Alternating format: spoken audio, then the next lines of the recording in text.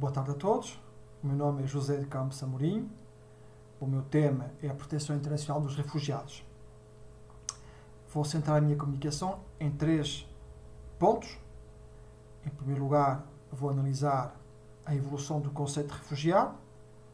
Depois, passarei para a proteção internacional ao nível da ONU.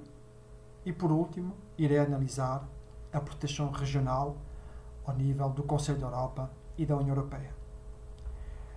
Começando pela evolução do conceito de refugiado, eu diria que o conceito não é recente. Remonta ao século XVII, quando os calvinistas, perseguidos pelos espanhóis, se refugiaram em França. Em Grã-Bretanha, o termo de refugiado aplicava-se aos hugonotes que eram perseguidos pelos franceses. Este conceito foi também utilizado durante as guerras de religião no século XVII, por todos aqueles que solicitavam o direito de asilo.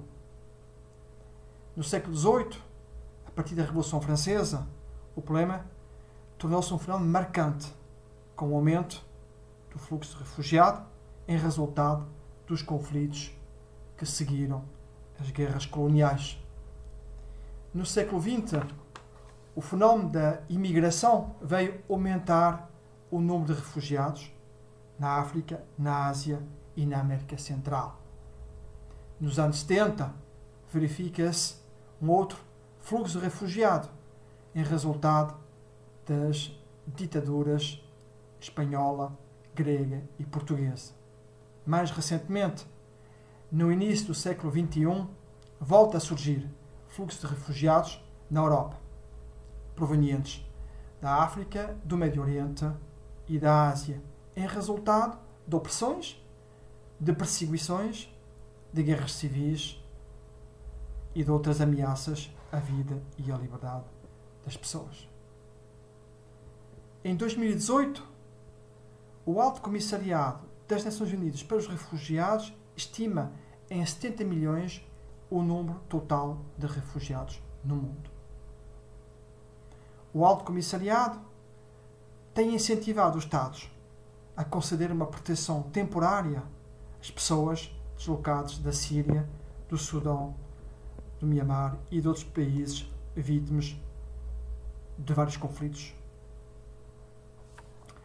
Perante estas situações, eu proponho-me agora analisar o quadro internacional de proteção dos refugiados.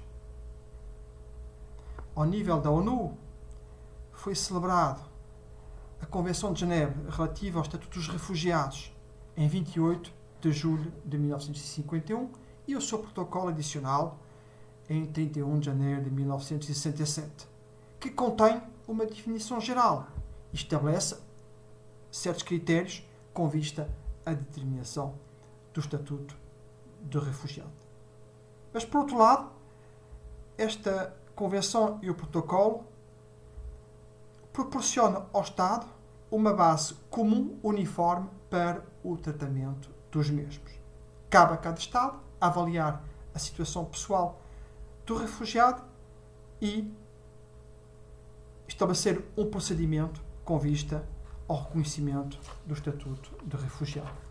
A Convenção de Genebra não indica o procedimento a seguir para a atribuição do Estatuto, deixando a cada Estado a faculdade de prever o seu procedimento interno.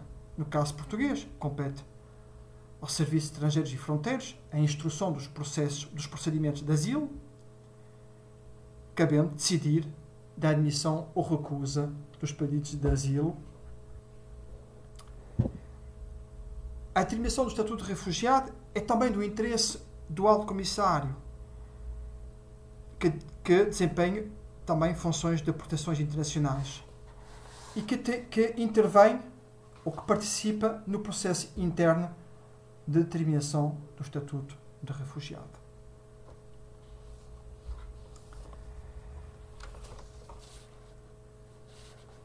A determinação do Estatuto de Refugiado está previsto, como acabamos de ver, na Convenção de 1951.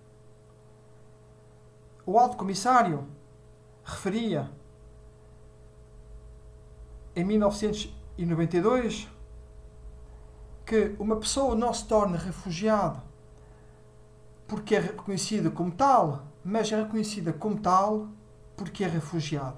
A atribuição da qualidade de refugiado depende, na realidade, da situação concreta na qual a pessoa se encontra e da sua conformidade com os critérios consagrados na Convenção de 51 e no Protocolo de 67. Para beneficiar deste estatuto, o refugiado deve reunir um conjunto de elementos constitutivos.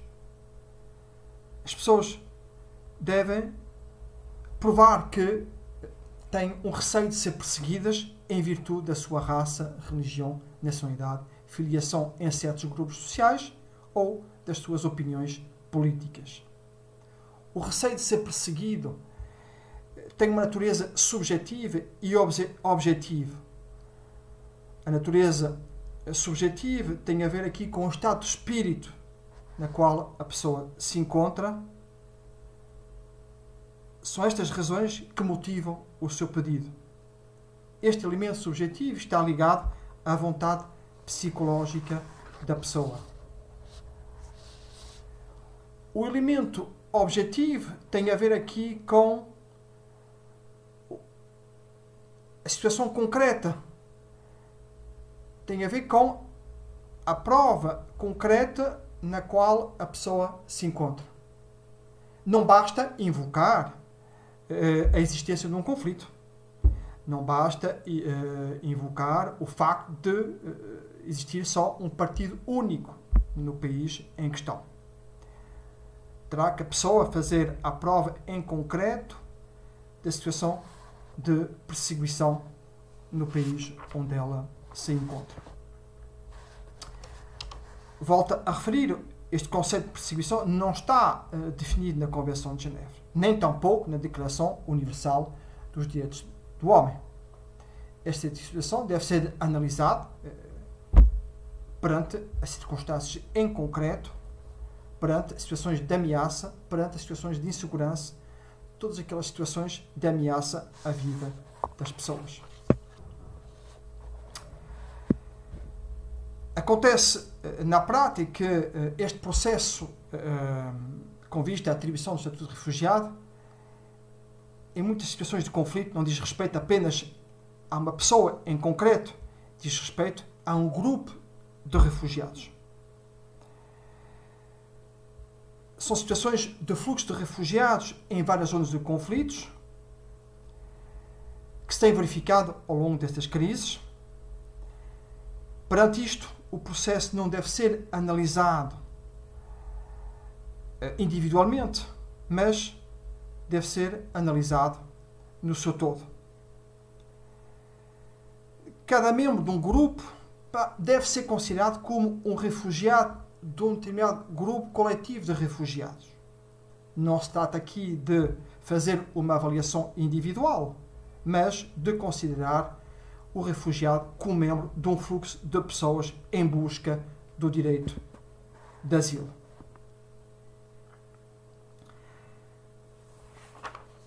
Perante este quadro internacional, eu proponho-me agora analisar o quadro regional.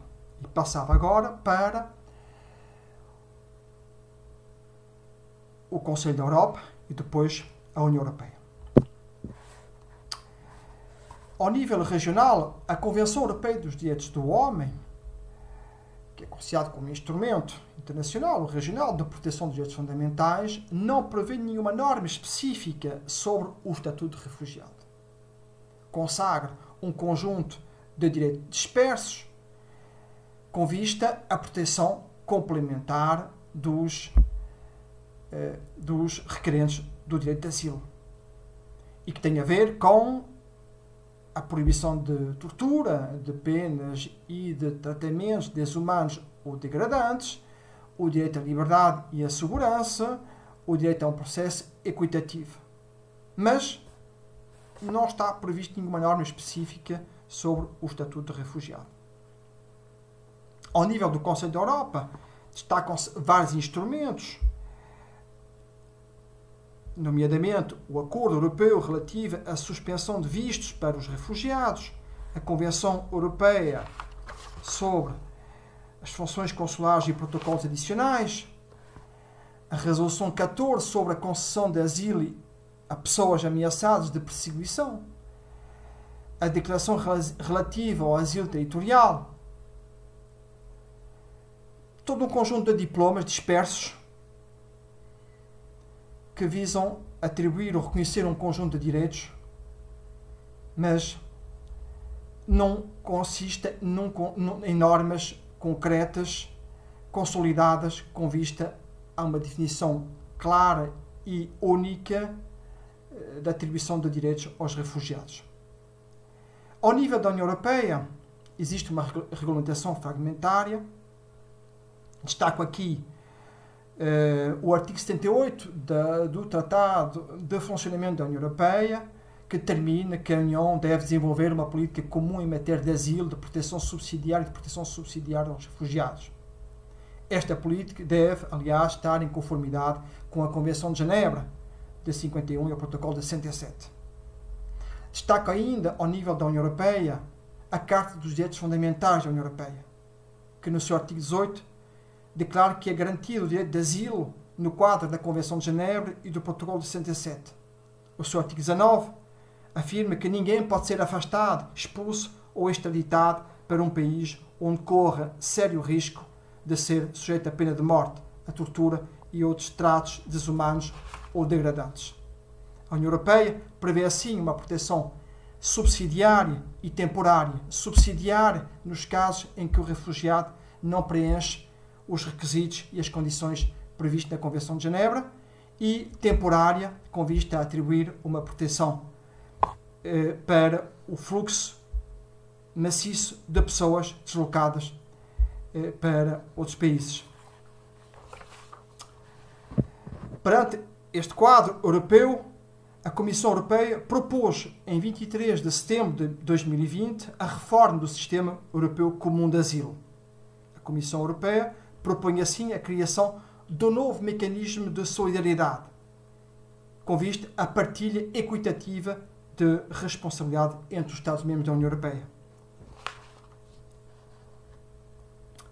Para a concretização deste projeto, a Comissão Europeia pediu ao Parlamento e à Comissão que chegassem a um entendimento comum até o final de 2020 sobre este mecanismo de solidariedade.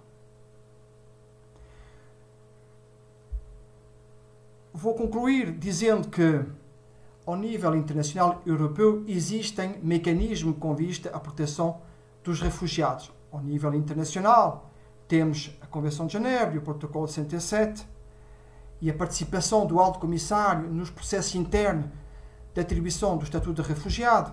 Ao nível da União Europeia, temos um conjunto de instrumentos e, mais recentemente, temos a Comissão Europeia a pedir ao Parlamento e ao Conselho que se entende sobre o mecanismo de solidariedade comum, mas muito ainda falta para fazer para reconhecer um estatuto aos refugiados e passar eventualmente para a qualidade de sujeito de direito e não apenas para a qualidade de destinatário desses direitos.